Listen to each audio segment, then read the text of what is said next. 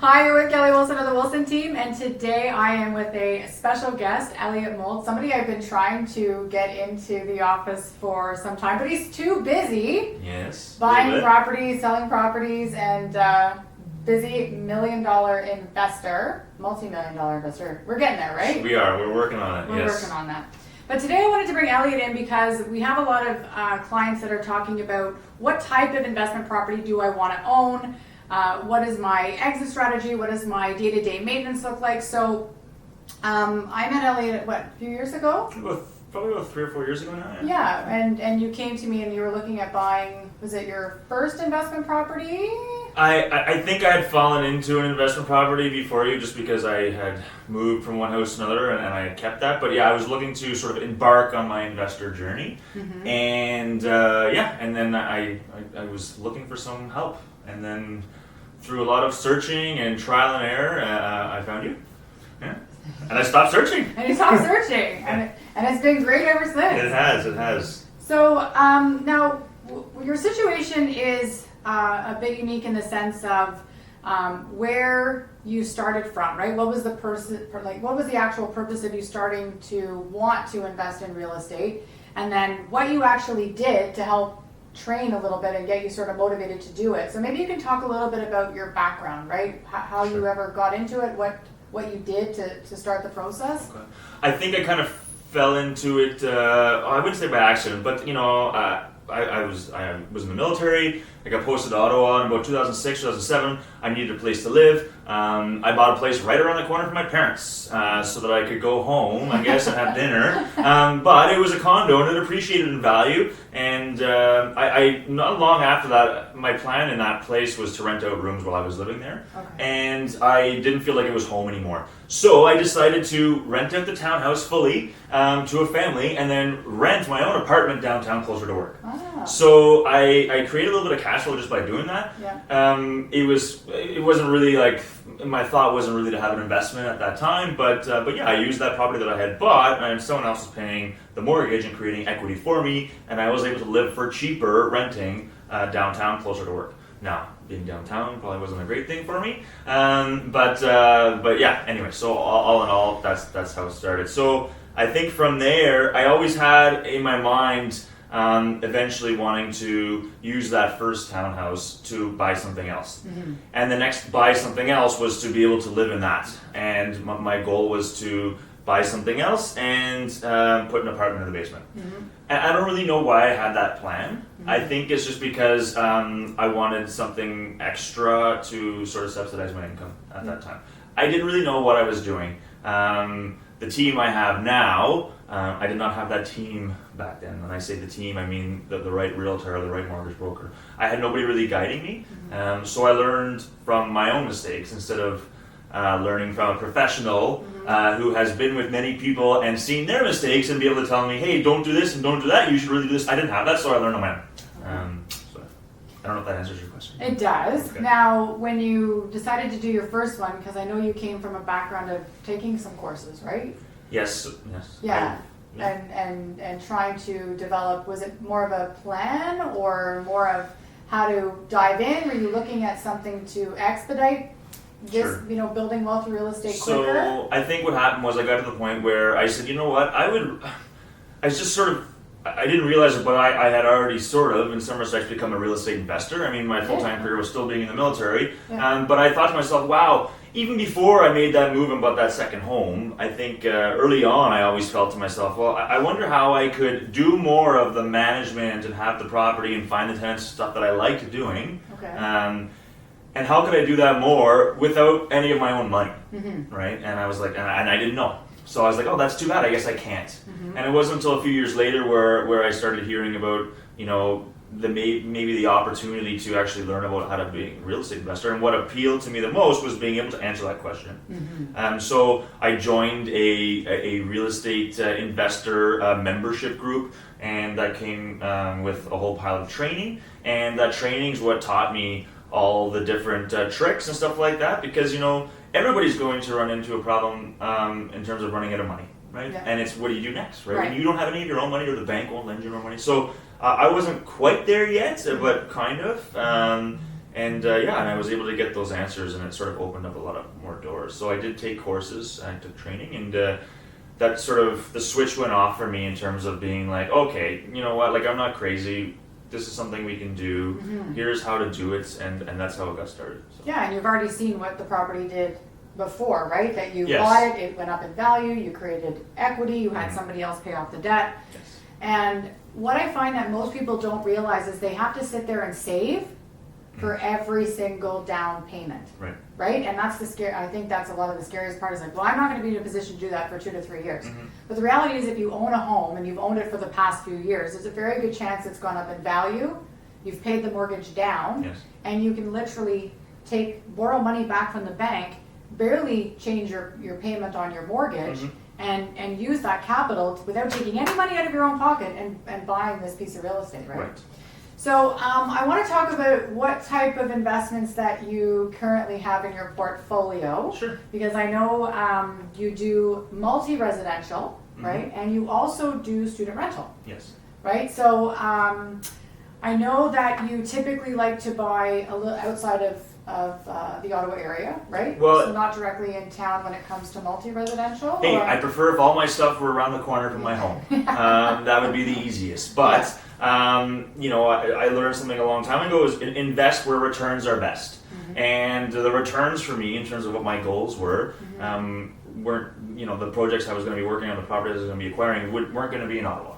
And because my personal goal was to increase my monthly income. And that's not easy to do in a market like Ottawa, where properties are a little bit higher, and or a lot bit higher, and that wasn't realistic. So I went outside of town to be able to put more money in my pocket every month, and be able to have my buying power go further.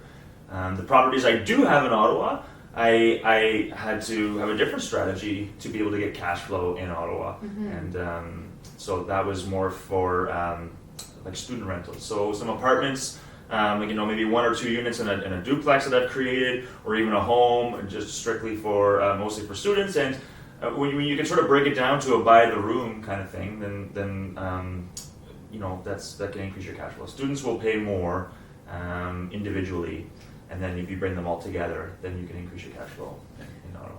Yeah, so I know when you and I were first talking about getting involved in student rental, I said, okay, I need to pick your brain because that's one investment I haven't done. Sure. To me, when I think about it, I think, gee, that's a lot of work, right? So just because you have turnover, right? You've got them going home in the summertime, where you're going to advertise for them, how you're going to find them. So maybe you can talk a little bit about how much work actually is involved with student rental. Maybe we can break it down to first, where do you find them? How do you find well, them? I tell you, I've had students from Mexico City coming on a co-op to Ottawa, and I said, hey, how did you know where to look for housing, right? Yeah. They had no idea. And he said, somebody at the college said just look on Kijiji. Okay. So I went on Kijiji. And I think now Marketplace, I've been doing Kijiji for years. I think Marketplace now is also pretty good. Yeah. I think Marketplace is probably even better because you have a connection with your Facebook profile, so they know who's behind the screen, kind of thing.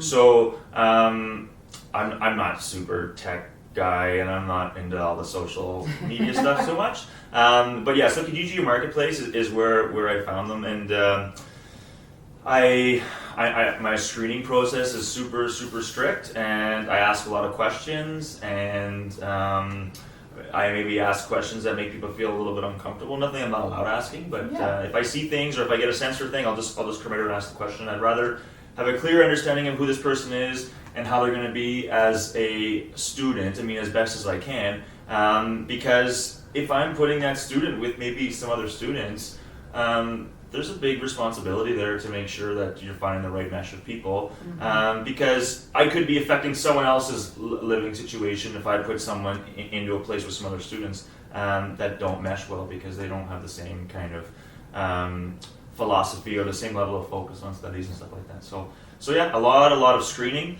and I'll tell you, one of the people that I tried to not to rent to would be like myself when I was 20.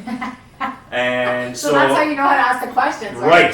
So I know what I'm asking, and I prefer people who are a little bit, who are a lot more focused on their studies, who are probably more humble and you know, more appreciative, and you know, the school is important to them. I went through university. I was not focused. I went there because I thought I had to. I like to choose people who are really driven and feel a real connection to what they're doing in their work or their studies, and more who are just looking for a nice, safe, comfortable place to live. So. And I wholeheartedly agree. Yes.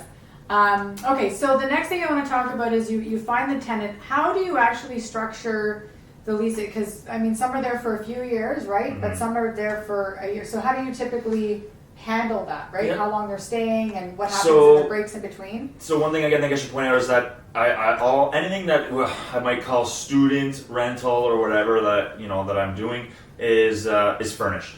Okay. So I'm renting furnished. So here's what I'm doing. I'm offering a nice place. The place needs to look good. It doesn't need to have quartz counters. I mean, if it does, fine. But just clean, and clean facilities, clean kitchen, and stuff like that, and nice furniture. And I think what you put out there, you get back, right? If you're able to present something well when someone moves in, there's an expectation that's set. Mm-hmm. And hey, I welcome these people to have their parents involved, and their parents should be involved, because really, if the kids in school, they don't have their own money, mm-hmm. so it's the parents that are paying.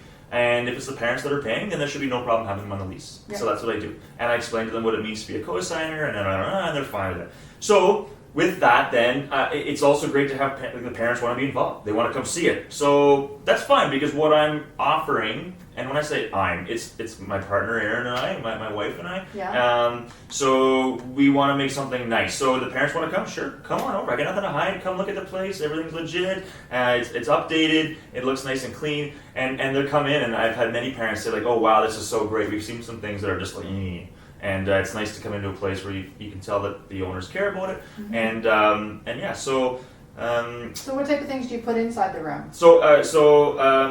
I try to always put a single bed. Okay.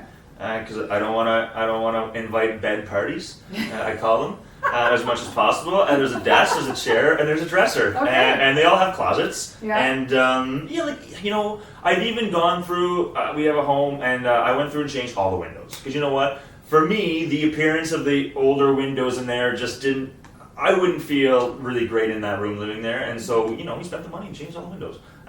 Because even just that was important to us, right? I try to avoid carpet as much as I can, stuff like that. So freshly painted and like newer style furniture, not some ratty old mattress. Newer mattresses, invest the money in those things. You buy them once. And being furnished, you can charge more. Yeah. So, you're adding on probably on average about $100 extra a month. For having a furnished place. So if that takes your, if you're increasing, let's say 15 or 20% of your income because you furnish it, well, it's a one-time expense. You may have to change the mattress every once in a while, but not normally. So yeah, and that way there, when it's furnished, people aren't moving in and out. They're not damaging your walls all the time. Yeah. I find it's also more appealing to international students. Yes. And usually international students are more focused on their studies. Because they're coming here for their studies, and that's why they're here. And so for them, they want a nice place that's convenient mm-hmm. and easy for them, and having that furnished allows for that. Now, I think that the trade-off with that is that sometimes those people who are looking for furnished rooms are looking for a shorter stay. Oh. Right? Now, and depending on my situation, that's fine, but normally I always try to look for a year lease. So when these kids, you mentioned going home for the summer, like, yeah, you can go home, but you're on the lease. Like you're responsible for covering that rent, right? Okay. And a lot of them, once they come, they're like, you know what, I don't want to lose this room, so I'm fine with the year lease, and I'll just continue. I'll come back to school next year, and I'll stay here. Okay. So we haven't really had too much issue with that. We try to accommodate as much as we can and be flexible, but as long as things line up with the start of the semester. Okay. So I don't want to have someone moving out the end of November. It doesn't really help me. If it's September 1st, January 1st, May 1st. For the most part, that's good. So if we did sort of a ratio, because in Ottawa, I think we just saw a new article come out that the average house price mm-hmm. in Ottawa is, was it $548, the average single home? Yeah. So $548,000, and now we're 2020 in January, but if you're trying to do sort of buying that single family home or it's very difficult, right, to get into the market and try to cash flow a lot, right, unless you're buying something like the Burr strategy or something Sure. like that. But if you're looking at something like that, what would sort of the income be versus if you just did it to a family or maybe two families, or what kind of income difference are you looking at? Well, Because then you have to put more work into it. Yes. Got to put a bit extra cost into it, but Yes. how much income? so I feel like when you're let's say you have a family of 4 and they're moving into a single family home. Yeah. That family of 4 has 2 incomes, right? But they also probably going to have children they need to take care of. So what your ceiling is renting to like a family, let's say, is going to be maxed out at a certain, if it's a townhouse, whatever it might be. If it's a 3-bedroom home, you're going to have a ceiling of like maybe $2,000, a little bit higher than $2,000. But if you have some students coming together, so there's no children that need to be fed, there's no children that need to be taken care of. There's parents. So each of those people that might be living there, they each have potentially 2 parents, maybe potential for 2 incomes for each of those children. So, and then there's, let's say, 3 or 4 students that want to come together. Then you can, you have your ceiling's much higher for what you can ask for rent, because there's 3 different families now contributing to that, for a family for each of those students, or 3 different students, however you want to look at it. So, if you're offering something nice, the ceiling, you can take a $2,000 home and then, hey, students will pay $800 for a furnished room, especially if they have access to their own bathroom. So if you're looking at, let's say, a 3-bedroom, it's realistic to have a 3-bedroom, 3-bathroom home. So if each one of them pay $800, you've just taken your $2,000 for the family, and now you're up to $2,400 a month, right? So just like that, and who knows, maybe it's a 4-bedroom home and you're adding another $800. Anyway, so all those things, the difference is I'm all about squeezing as much as I can out of my investments, and I just found that renting, you're not gonna put money in your pocket every month renting to a family.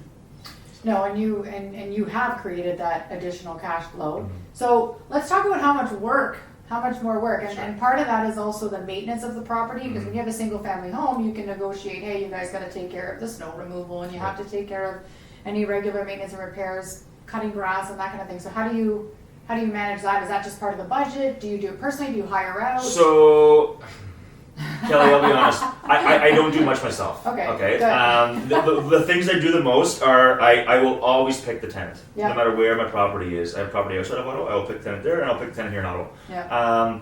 Now, when I finished our most recent project, it was we started renting in January 1st last year. So we got the property in October. That was Erin's property. You helped her buy it. You did the financing for it, and we got that property. And I had to have that house ready. We took possession the first week of October, I think, and we had to have it. And people were moving in January 1st, and we had to redo the whole house. That was a lot of work. And I had guys hired, and I like trying to hire on the cheap, you might want to call it. And sometimes when you hire on the cheap, you get on the cheap back. So there was issues and delays, and so we ended up having to do a lot of work ourselves, which was fine, and it was very stressful. And Erin was pregnant, and my father was helping, so it was a super stressful time, but we got it done, right? Now since then, really the only time I've had to go over there is when I'm looking to rent a room, right? And or invite a new student into that group. So yeah, it doesn't really take much, because once you put that time in and you provide something nice, you've pretty much covered all your mechanical systems. Once you've done it, it was a new furnace, it was oil. I had to upgrade the electrical. All the plumbing was changed. We did 3 new bathrooms. The kitchen was, we sort of kept what was there, but we updated it. So really, once you've done that up front, if you've done that work, you're not going to hear much for a while. No. Right? And so I'm not over there. Snow removal, I hire. Good. I'd rather, because there is some parking there, there's a snowbank that gets created when the plow goes by. I don't want anybody having to try to get through that. They're not going to clean their own snow. And I'm worried about my neighbors. I don't want my neighbors looking at a pile of snow in a driveway all winter long. It's not fair to them. No. So I paid for snow and I paid for grass. It's a write-off. It's an expense. And because I am cash flowing on that property, it's good to have some expenses, right? So if there's a repair that needs to happen, I might go take a look at it and see it, but then I'm going to call someone over to deal with it for the most part. Unless it's something super minor, it's not worth my time. And if I can write off the expense, then why not? Okay, so in the beginning it was a lot of work, right? To set up the structure, to That get the one property in ready, the particular, furniture. yes. Get all the furniture, all that stuff, yes. anytime you're furnishing, it's going to be a lot of work because Yeah. I had to pick up a lot of IKEA stuff and I had to put it together. So it was a lot of work. You might not necessarily have to do three bathrooms and a kitchen and change from oil to gas and do all that stuff, but you will need to do some of the work like the furnishing and stuff like that. Okay. And then for the day-to-day, so how long have you had that one, for 2 years now? No, that was January last year. That was January last year, okay. Yes. So how much time are you putting into it now? And I guess you're coming up to the year sort of ending. Yeah, so the year months, ending, right? and I've already, so because we really wanted to get a rent out as quick as we could, hey, it's all about trade-offs, right? So of course we always want to sign someone to a year lease, but we found that at that moment, like in November, December last year, we're trying to get this place all rented for January 1st to start making some money. Yeah. So I was finding, because it was furnished, some people were saying, hey, I'd like to come for 4 months. And those people from Mexico City or whatever, they're only there for 4 months. So I had to say, you know what? I'll go with that. It's not as long as I'd like, but I want to get it filled. Yeah. So sometimes it's like you can have a plan in mind, and you have a preference as to how you want things to work out. But at the end of the day, I took the shorter leases to get people in there, and I said, let's just get things rolling here. And then if I need to find someone again in 4 or 5 months, no problem. And I did. And you know what? In the summer it was busy. It slowed down in the winter, and then the summer it was busy because I was finding people to fill those 6 and 8 month and 4 month rentals that I had. But now they're pretty much all a year, so which is great. So it's like sort of smooth sailing now. I had one new person go in January 1st. I showed the room about maybe 4 times, and then I found a great tenant to come in, nice guy, and yeah, so that was it. So now I haven't been back over since. Okay. And to jump quickly over, because I know with your multi-units, you're cash flowing right now, right? A lot. Yeah. So quite a bit, right? Yes. So let's talk about, I think it's 5-unit, the one that your latest purchase was in. I have a 5-unit in Brockville. That was my first kind of purchase. Yeah. After joining that real estate group, so that was my first like big investment. Yeah. And then I also have a 4-plex, which came maybe about a year later. Yeah. So why don't we talk about a little bit about why you like that, and then how much work those are, because you live here, right? And those properties are out there, and I think you've partnered, right? Yes. And your dad's helping you a little bit with the property maintenance, because you don't want to hire out, right? No, you want to have full control of My the dad properties. helps me in Ottawa. I have a financial partner for the one in Brockville, and then the one in Prescott I bought myself, which came after. So my dad helps me quite a bit in Ottawa when I need a hand, but even now too, like I try not to bother him too much. But with the stuff in Brockville, I've created a team down there. So I have like a realtor. Well, I don't have a realtor anymore, but And why, Elliot? well, because I love real estate so much that Yeah. I left like a good career as an officer in the Air Force Yes, I to know. go into this full time. And people were like, "Oh, that's great, you have a pension." Like, no. No. I wanted to do this so bad that I you know, it was about 7 more years to get my full pension, and I chose to sort of, you know, move away from that and go into real estate now, working as a realtor and just being able to do real estate full time. I'm super glad I did. So now I'm my own realtor, Yeah. but I'm not my own mortgage broker. So I'm glad. I'm more than happy to leave that to you. So my team down there, actually, I have a realtor friend down there that I met, because I asked questions and I had a recommendation from somebody, and she was great. But I have guys like plumber, electrician. I have, for a plumber, if there's an emergency, I'm not calling the handyman. I'm calling a proper plumbing company. I don't want to mess around with that stuff. Yeah, no. Electrical work, a handyman's not going to do it. But if I need someone to, you know, go and fix a door, or if there's a draft, or if a lock's not working at a front door, then I'll call the handyman. And I've met these people through a little bit of trial and error. But yeah, I'll just make the phone call and send them down there. So those, but I will still show the properties in those areas. And do you find that you have to spend a lot of time because it's a multi-unit? Like if you're dealing with 9 units, right, Yes. altogether. So do you find that you have to put a lot of time in, or because the buildings were not brand new, right? They're old. They were older, and I think. Well, I know you did. I know you put some work into them. Yes. Quite a bit of work. Yes. To what? Turn the tenants over, to acquire higher rents. Yeah. So. Less maintenance overall. So here's the all thing, the above, right? and I'm going to go back to the conversation about trade-offs. So, you know, I have to drive an hour to show a property. Yeah. The trade-off was I got a 5-unit property when I originally bought, you know, that was the partner for $425,000. So when I said the partner, they were the money partner. I had to do all the work. I was the working partner. So I had to find the property, I had to offer the property, I had to get a pre-inspection done to be able to offer a real much stronger and a multiple offer situation. You got the property. It was cash flowing at the time, so that's the trade-off. So I drive an hour, property's cheaper, rents are still good, more money in my pocket. If I was to buy a 5-plex here, first of all, I don't have the capital to do that personally. But even if I was going to partner up with someone, at the end of the day, like I said before, I'm still looking for money in my pocket now. I'm not going to get that here. So I went to Brockville, that was the first one, and it doesn't have to be Brockville, there's other towns like that.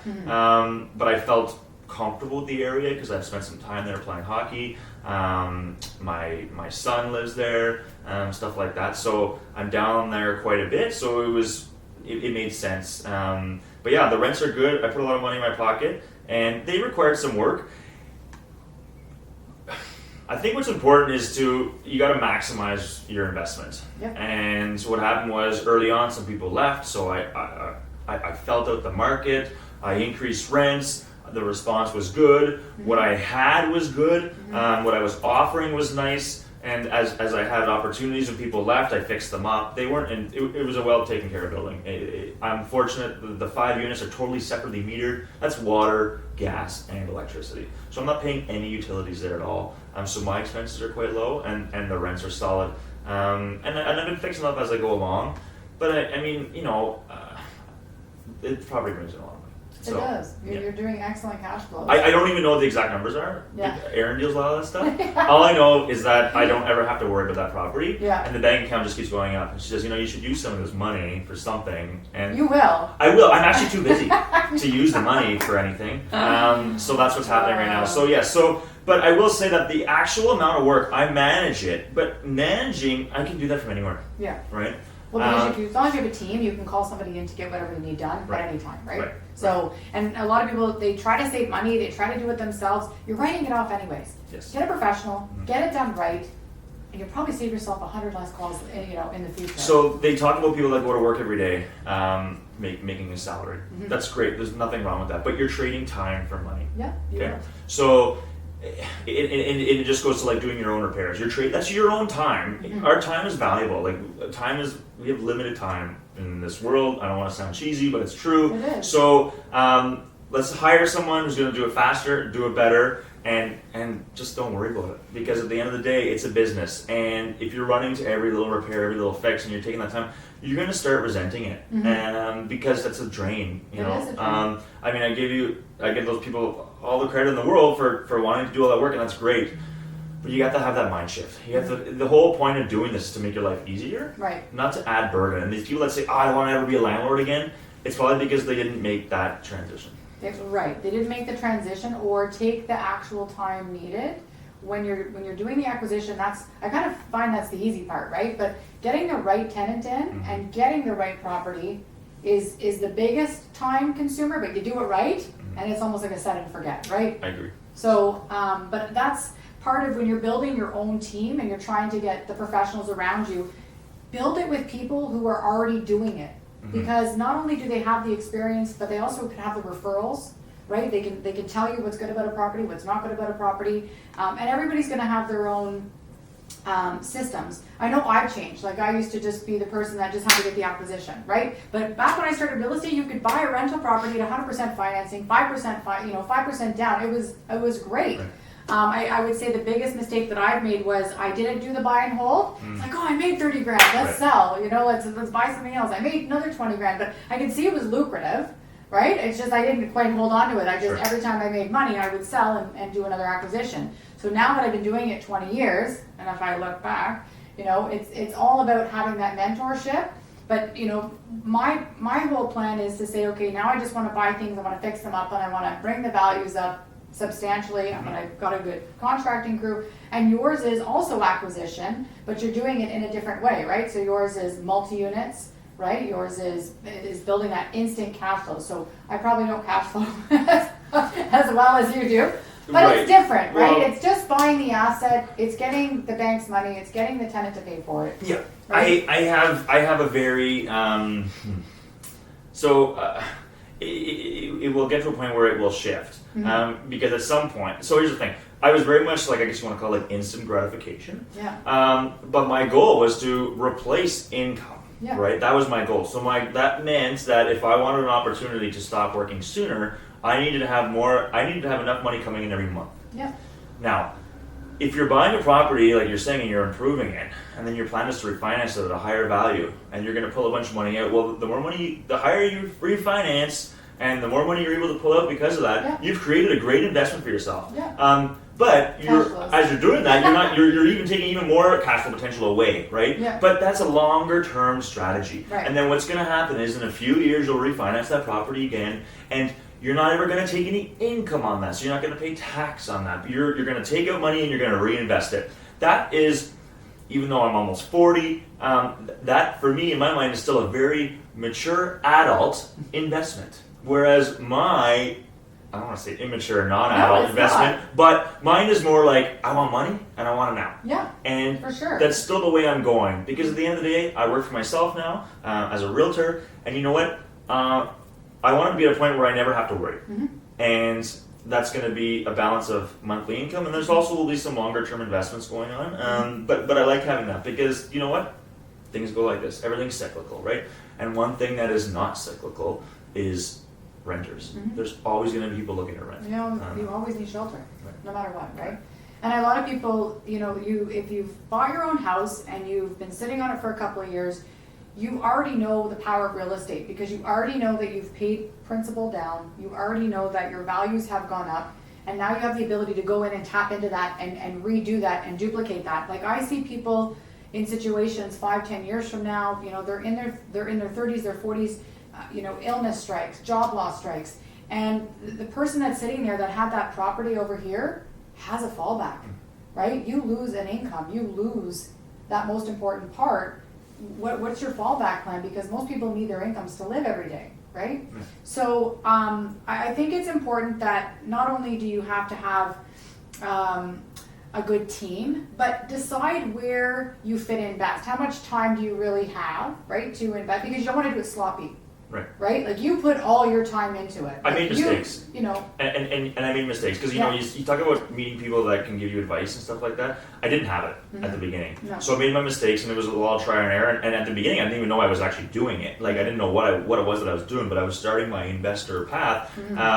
But I made mistakes. Not everything was right. Now, the thing is, though, is that even though I made mistakes, they're not catastrophic. When you're buying real estate, especially in Ottawa or outside of Ottawa, like, it's pretty hard to make a bad mistake. And I don't want to say that some of them may not be bad, but really at the end of the day, when you're investing in real estate, there is still a home there. You still own something. It's not like you put a whole pile of money in the stock market and lost it all, then you have zero. It means zero. It's not like, oh, well, I can still trade this in for something. No, it's nothing. Whereas the house is there. The house is always there. Yeah. Right. Whatever the building, whatever it might be. But I made the mistakes, and that's why I'm able to help people now.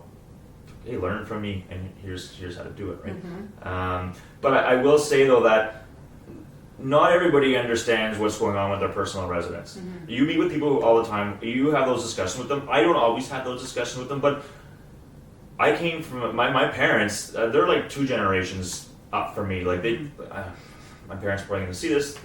They may not like this, but they're old enough to be my grandparents, right? Yeah. So they're from an old school generation. And that old school generation was you work towards your pension and you pay down your mortgage. Yeah. And then you pay down your mortgage because that frees up a lot of income. So there's still a lot of people that have that in mind. They're like, oh, the faster I pay down my mortgage, the faster I'm going to have more money to play with. Yeah. They don't realize, though, that no, the money's there already for you to play with. Yeah. It's in the equity in your home. You've paid that down. It's your money. So I think that's that mental shift that either people have made it and then they're like all in, or other people that haven't had that discussion and it hasn't clicked. So, and then it's realizing, like, you know what? It's okay, because then people say, well, if I'm borrowing on my house, this is my primary residence. Where am I going to live if something goes wrong? Well, if you're buying a house, hey, people pull out money to buy a new car. I don't agree with that, but if you're pulling out money to reinvest, you're going to buy something that's always going to be there, right? And I know one of the products that, it's a perfect example, but one of the products we just, that is very popular is an interest-only product, right? So we had a client that just bought a multi-unit in Westburn, right? And he said, well, I want to pay as much down as possible because I need this thing to cash flow. I was like, whoa, wait a second. right? At 3.5% interest rate, you know, if we amortize this thing, maybe you're at $5,000 a month and you're only cash flowing between, because rents haven't really caught up yet in Westboro for the cost of the building. So I would say without any maintenance, repairs, or anything, it was about a $200 cash flow, right? And there's no room for error, right? But we converted it to an interest-only payment, and it was hard for him to get that wrapped around his book. But I'm not going to pay it off. I said, yeah, but the only thing you're negotiating is principal. Right. That's it, right? So you can take your principal and make it work today, or you can stick it in your 0% savings account, which is your property, right? Where it's going to do nothing and make nothing until there's a paper transaction. Or you can take that extra $2,000-3,000 in cash flow, build it up, you know, reuse it, make it work. I said, do you think you can make more than 3.5% in the market right now doing anything else? He said, absolutely. Right? So it's about putting the money work today, not sticking it in there until 10, 15 years when you want to access it and then putting it to work. Right? You can actually make the money work right now. Absolutely. Right? Just by reinvesting it. So it is important to have a plan. It is important to decide what you want to invest in. Partners are also a big one. I wouldn't have what I have today if I didn't partner with many people, right? Whether it's contractors, whether it's a working partner, a money partner, and you know, making sure there's an agreement in place ahead of time, and you know, making sure that you understand where your appetite is, right? How much time can you actually commit to it? But I'm somebody, because you know, I'm a mom and you know, you're a dad, but you know how busy it is, right? And with job, but my whole goal is too that, you know, in 10 years I'll have X amount and I can be in a position at that point to retire. Right? And I think, you know, with you leaving and that's so powerful, like leaving a salary, pension, military job. Don't remind me. With how many kids? With one on the way now? Yeah, right? so that will make 3. Yes. So that'll make 3, and having that is a big step. So you must truly believe in everything that you're doing, your team, your power, you know? Yeah, so I'll be honest, I took the plunge, you know, I didn't have everything figured out, it was a rush. I left the military, and I think it was like a month after we had a baby. So, and then we went and bought a house for ourselves. So it wasn't really planned, but you know what? I heard a guy talk one time, and people say like, he's like, you know, people would tell me, oh, you should be more patient, don't rush anything, right? Yeah. And the guy said, he was a speaker at an investment thing, he said, listen, he said, if I had listened to those people 20 whatever years ago, whatever it was, I might have 100 doors. He's like, but I didn't listen to them, and I rushed, and I was impulsive, and now I have 1,300 doors. So, you know, and that's the thing. You can't do the, you know, paralysis by analysis kind of thing. Yeah. You gotta just, hey, when I call you and I ask you for something to explain something to me, or I ask you for advice, I take what you say, and I don't need to then be like, oh, let me see if she's right. And figure it out for myself. I don't do that. And in the military, I had to take recommendations from people who were doing certain things. They were the experts. I had to listen to what they were saying. I didn't have enough time to try to understand everything. I had to just have a good idea of it all and a good handle on it, and take their advice, because that's what they're doing. So the same thing with you. And the thing is that you take that advice, and if someone tells you this is what you should do and here's a good idea, do it. You know, if they've come referred, if they've come recommended, you do it. So for me anyway, I just felt like, you know what, it will work out. And for me, it was about being happy. I said, this is what I need to be doing. My wife was supportive. So yeah, there's no regrets. No. And sometimes you don't always have the full plan laid out, and you just gotta go. I'm impulsive, right? So it's like, I know. I think you're probably more impulsive than I am. I am very impulsive, but I always have the mentality is that I never wanted to be the person who sat and figured out how I was going to do it. I did it and figured out how I was going to keep it.